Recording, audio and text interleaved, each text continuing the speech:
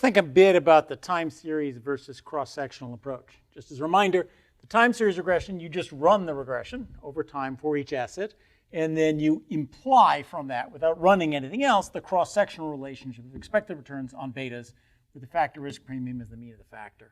And the intercepts of the time series regression become the implied errors of the cross-sectional relationship.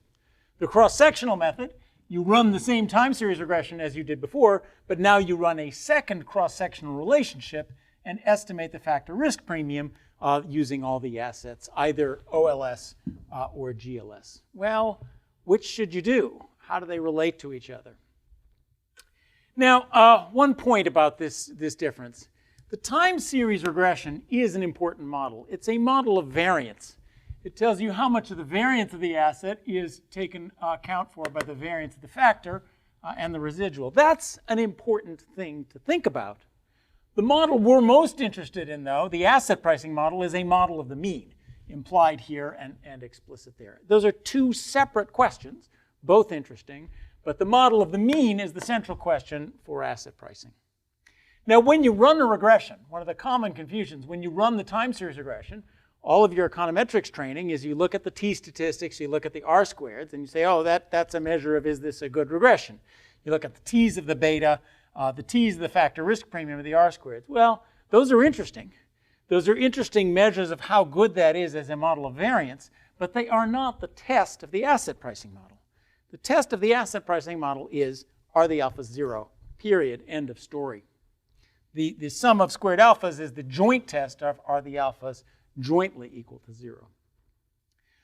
Now, all of these diagnostics are important, and that is how we think about, is a model good, is it bad, is it robust, is it not robust? But those are not tests. That really is the central test in a statistical sense of the asset pricing model. Second point, time series versus cross-section. Does it matter? Well, it really shouldn't matter.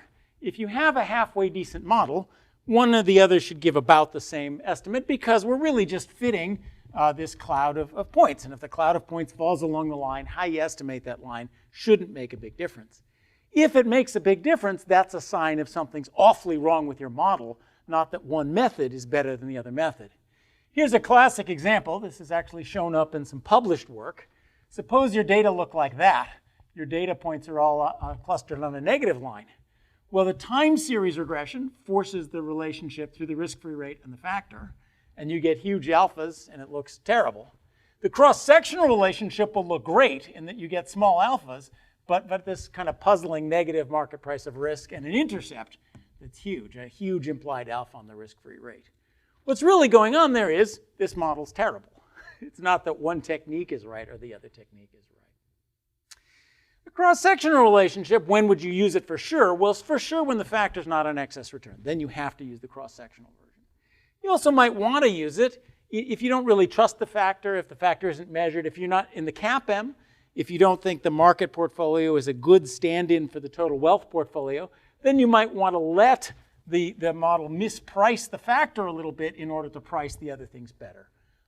That's a reason to think about doing it. Another touchstone for this comparison, an interesting fact, is that the GLS cross-section is exactly numerically the same as the time series regression, which is the under IID normal, it's the maximum likelihood and therefore most efficient estimate. Now, all that requires that the factor be an excess return. Now, why is that the case? Why would GLS ignore all the information of these assets and just throw the line right through two of the assets, the risk-free rate and the factor all by itself? Well, think about the regressions. The time series regression is return on the factor. When we run that for the factor itself, it's factor on 0 plus 1 factor plus 0. There's no error term. So the covariance matrix is going to have a bunch of zeros in it. And inverting that covariance matrix, when we do GLS, inverting that covariance matrix, what that's going to do is it's going to say put all your weight on the market and the risk-free rate, ignore all the other ones. Well, that's technically why it works, but that makes sense for why it works. Because look at this equation. The expected return of any asset doesn't contain any information about the mean of the factor that isn't already contained in the factor itself. It's just the factor plus noise. So in fact, when you're wanting to estimate the mean of the factor, GLS is telling you what the data are telling you. When that factor is perfectly measured, key, then just ignore the information in the assets and use the factor itself. So that's why GLS and maximum likelihood say go right through there, ignore the information in the other assets, and why you, once again, may not want to take the model 100% seriously and think about doing something else. I think the lessons of this and this are, at least if you're doing a cross-sectional regression, you may not want to do GLS, but at least include the factors as some test assets. You can avoid this problem by including the risk-free rate as a test asset, maybe not putting 100% weight on it, but putting on some, and trying it both ways, and if it comes out differently, you know you have a problem. Last comment on the tests. I've emphasized that the sum of squared alphas, the GRS, it's easy to do using cross-sectional tests. It's interesting, nobody ever does it, so you should do it. Why not do the GRS style test even in cross-sectional relationships? We do it in GMM, that's the JT test. But let's remember, though it is the test, testing isn't everything. This is the lesson of Fama and French. Take a look at these two graphs. This is an example of an asset pricing model that is rejected by the GRS test. Why?